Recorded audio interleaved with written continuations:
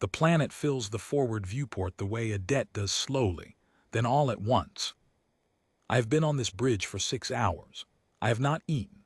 I have not spoken except to confirm my accreditation with the deck officer, a young woman who looked at my press seal, looked at my face, and decided not to ask how I was holding up. Smart. The bridge of the Corvin's answer runs on a particular kind of silence.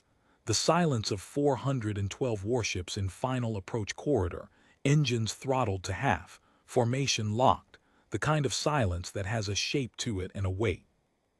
Veth Prime turns below us, amber and white, its ring of commercial platforms already going dark as their operators receive what we are transmitting on all bands.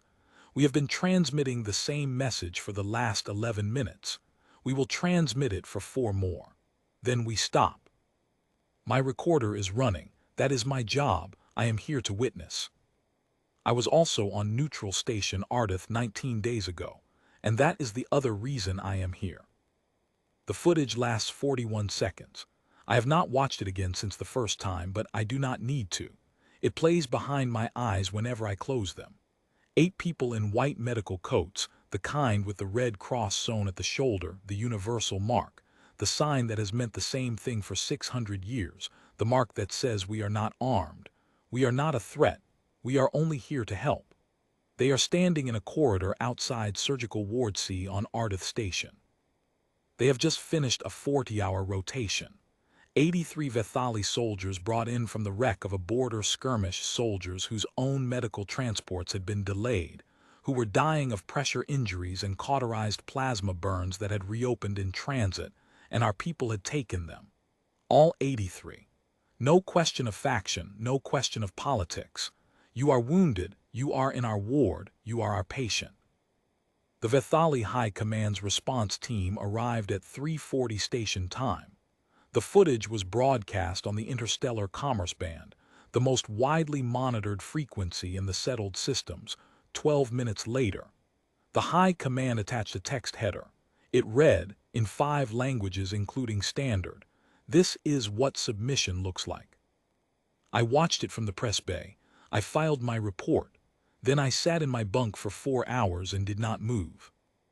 The response from Earth came in 36 hours, which in interstellar terms is faster than anything I have ever seen. I have been covering this beat for 22 years. I have watched human delegations debate for weeks over a port access fee. 36 hours. The Ardent Compact was formally constituted at 600 on the morning of the 19th, not announced, not threatened, constituted, meaning the orders were already cut, the ships were already moving. Fleet Admiral Caius Rem signed the designation himself, on camera, at a table with 8 empty chairs behind him. He did not explain the chairs. He did not need to. 412 warships. Not the largest force Earth has ever assembled, but the right size, large enough that when you do the math, and the Vethali military advisors are very good at math, you understand that this is not a punitive strike.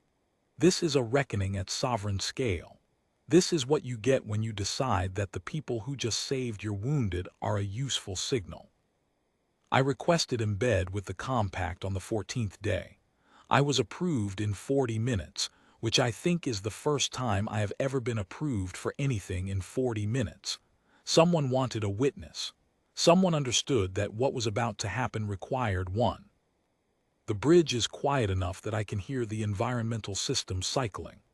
Admiral Rem stands at the command rail, hands behind his back, watching Veth Prime expand in the viewport.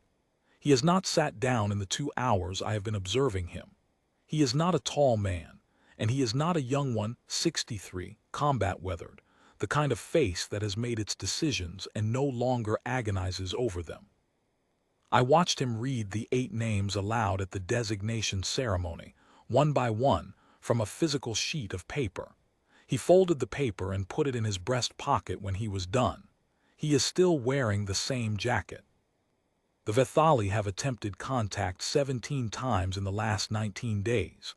3 from the High Command directly, 4 from the Commerce Directorate, 2 from what their registry lists as independent diplomatic intermediaries, and 8 from various third-party systems urging negotiation. The Karath Combine, the Sulan Accord, the Free Margin Collective. Admiral Rem's communications officer logged every transmission and replied to none of them. Fleet doctrine in the Ardent Compact was established on the first day. One communication, one time at final approach. The compact speaks once. Whatever comes after that is not a conversation. The 4 minutes end. I watched the comms officer, Lieutenant Sierra Holt, 29 years old, Callisto-born, reach across her console and open the primary band. She does not look nervous. She looks like someone doing a job that must be done and will be done correctly. The message goes out in Vethali Standard, the high formal register used for treaty language. I have a translation on my tablet. I have read it many times. It says, the Vethali High Command executed 8 unarmed medical personnel under the protection of the Neutral Station Accord and the Universal Medical Covenant, following those personnel's voluntary care of 83 Vethali military casualties.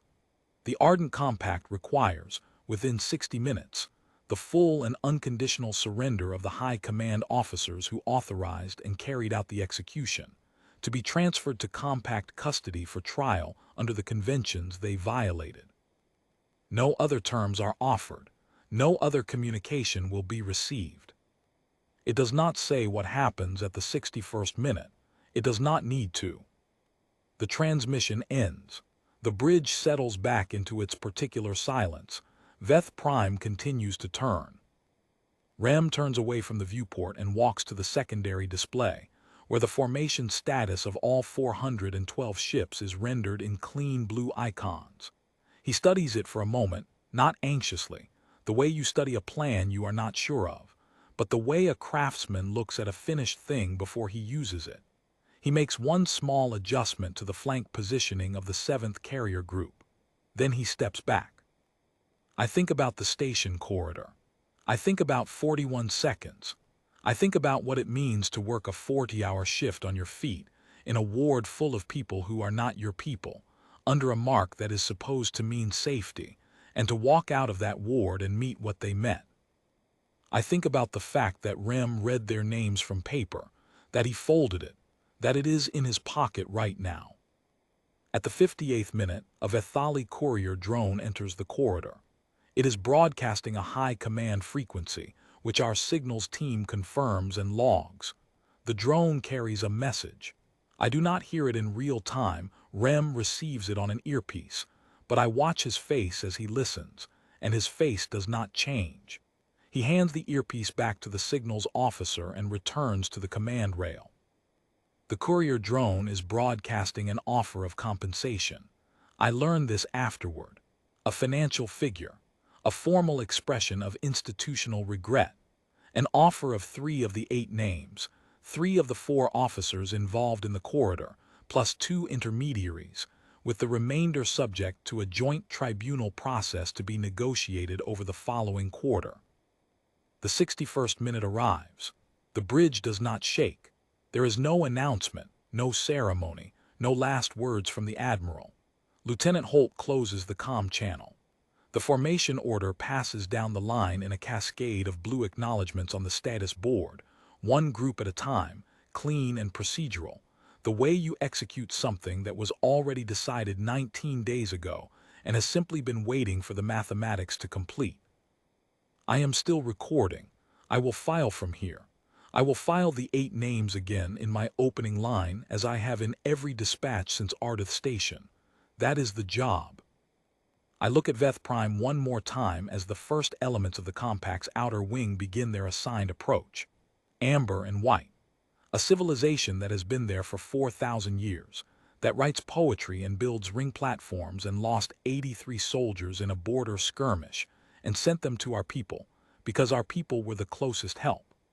A civilization whose high command looked at the healers who saved those soldiers and saw an opportunity to send a message. They sent one, we answered it.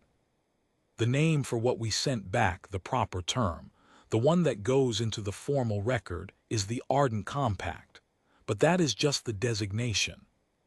What it actually is the invoice.